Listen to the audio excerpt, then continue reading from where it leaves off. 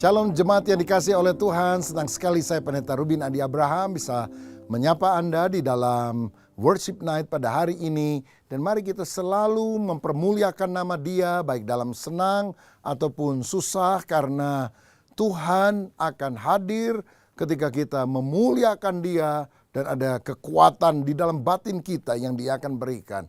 Bahwa pertolongan Tuhan, mujizat Tuhan juga akan menyertai hidup kita. Nah, hari ini saya akan menyampaikan renungan dengan judul Hidup Berbuah bagian 3. Saudara, Tuhan ingin agar kita menjadi anak-anaknya yang hidup berbuah.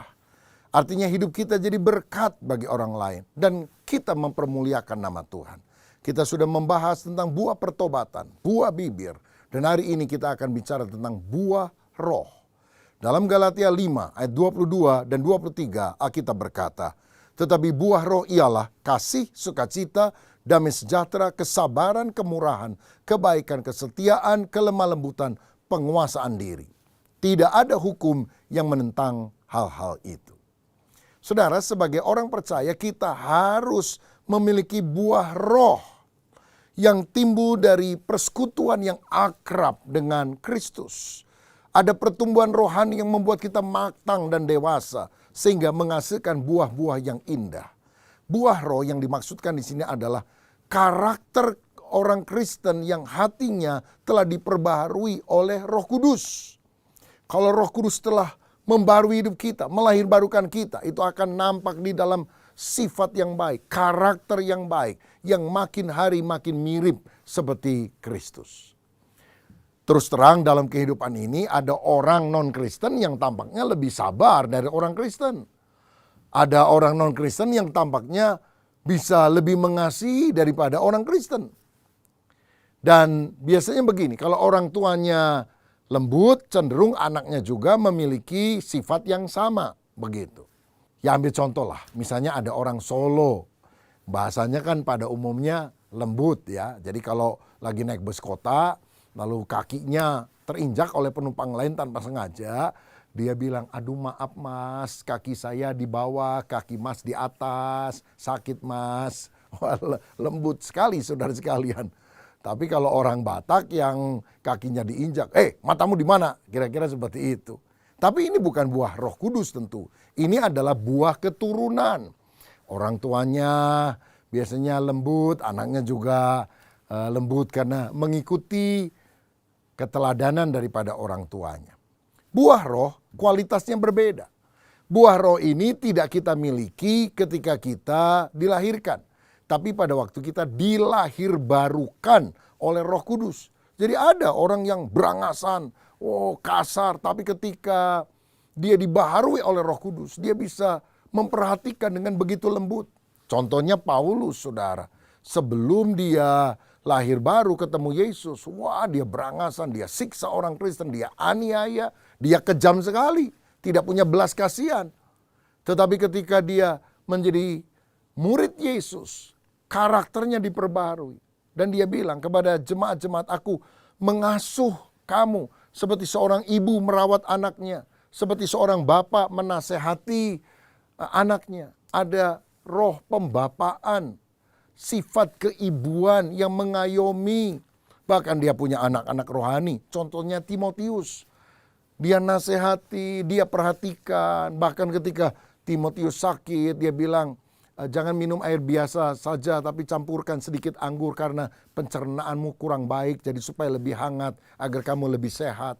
Itu kan perhatian dari orang yang semula kasar, berangasan, membunuh orang mungkin atau menyiksa orang, paling tidak menjadi orang yang begitu perhatian.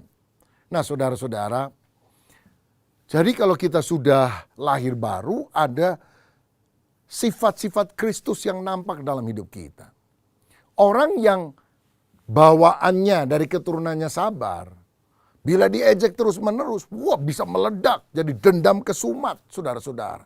Tapi beda dengan orang yang memang dibarui oleh karakter Kristus. Seperti Yesus. Ketika orang-orang menyalibkan dia, mengata-ngatai dia, mengejek dia, turun kamu dari salib. Yesus berkata apa? Bapa, ampunilah mereka karena mereka tidak tahu apa yang mereka perbuat. Padahal Yesus berkuasa loh saudara. Dia bisa panggil selaksa pasukan malaikat dan membunuh mereka semua. Bisa. Tapi dia memilih pengampunan. Karena apa? Karakter Kristus semacam inilah yang mesti nampak dalam buah roh yang nyata dalam hidup kita. Pertanyaannya, bagaimana kita orang biasa bisa menghasilkan buah roh yang indah? Ini seperti pertanyaan seperti ini, saudara. Dapatkah saya menghasilkan karya sastra sehebat William Shakespeare misalnya? Jawabannya pasti tidak. Kecuali saya pinjam otak dan hidupnya William Shakespeare. Mungkin saya bisa menghasilkan karya sehebat dia. Begitu juga bagaimana mungkin saya bisa memiliki sifat Kristus kalau hidup Kristus nyata dalam hidup saya. Dan itu yang dikatakan dalam Galatia 2 ayat 20a. Namun aku hidup, tetapi bukan lagi aku sendiri yang hidup, melainkan Kristus yang hidup di dalam aku. Nah, Kristus mesti nyata ada di dalam kita. Kita harus lahir baru dan kita harus selalu taat kepada pimpinan Kristus. Dalam Yohanes 15 ayat 5, Yesus sendiri bilang, akulah pokok anggur dan kamulah ranting-rantingnya. Barang siapa tinggal di dalam aku dan aku di dalam dia, ia berbuah banyak, sebab di luar aku kamu tidak dapat berbuat apa-apa. Artinya kita harus melekat kepada dia, punya relasi yang intim dalam doa, pujian, penyembahan, pembacaan firman, ketaatan. Ada relationship yang tak terpisahkan. Dan itulah yang menghasilkan buah-buah roh, karakter yang indah. Bukan hanya sekedar beragama Kristen, saudara. Tahukah saudara, kata Kristen, Christian, itu means Christ in someone. Kristen artinya Kristus ada di dalam diri kita. Tapi kadang-kadang nama kita terlalu bagus dan tidak sesuai dengan kondisi yang ada. Ada orang pergi ke sebuah restoran lalu dia baca menunya. Ada menu menarik, es samudra hitam. Dia pesan, satu ya, es samudra hitam. Begitu datang saudara tahu apa? Es cincau, saudara sekalian. Namanya aja keren. Nah, ada orang naik bus. Dia lihat mereknya, bahagia. Begitu dia naik, dia pingin bahagia. Ternyata di tengah jalan mogok, saudara. Dia harus pindah ke bus yang lain. Dia cari bus lain. Ada bus yang lewat, namanya harum. Begitu dia masuk, baunya minta ampun. Nah kadang-kadang nama kita terlalu bagus, tapi tidak sesuai dengan kondisi yang ada. Nah, kita Kristen seperti Kristus. Itu sebabnya kalau kita benar-benar mau seperti Kristus, maka buah roh mesti nampak.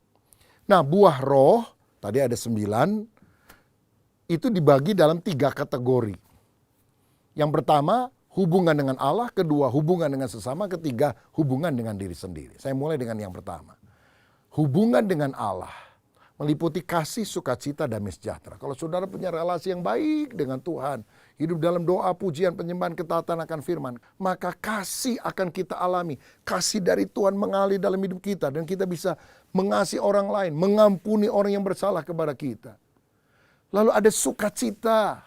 Oh, kita bisa bersukacita walaupun keadaan sekitarnya tidak nyaman, tapi kita tahu sukacita kita bersumber dari Tuhan, bukan karena lingkungan. Kita bersukacita karena nama kita tertulis di dalam kerajaan sorga. Lalu kita akan mengalami damai sejahtera. Tantangan, kesulitan boleh datang, tapi damai sejahtera kita alami di dalam kehidupan ini. Yang kedua adalah hubungan dengan sesama. Kesabaran, kemurahan, kebaikan. Kalau kita punya relasi yang bagus dengan Tuhan, kita bisa sabar sama orang lain yang mengata-ngatai kita. Murah hati, suka menolong orang lain. Baik hati, membantu mereka ketika mereka susah. Pada dasarnya kita tidak mau berbuat jahat kepada orang, tapi kita berbuat baik. Sehingga kita disukai oleh orang-orang yang ada di sekitar kita. Saudara, kadang-kadang ada orang yang berdoa begini. Tuhan, saya minta sabar. Sekarang ya Tuhan. Tuhan bilang sabar. Enggak Tuhan, saya minta sabar, tapi sekarang.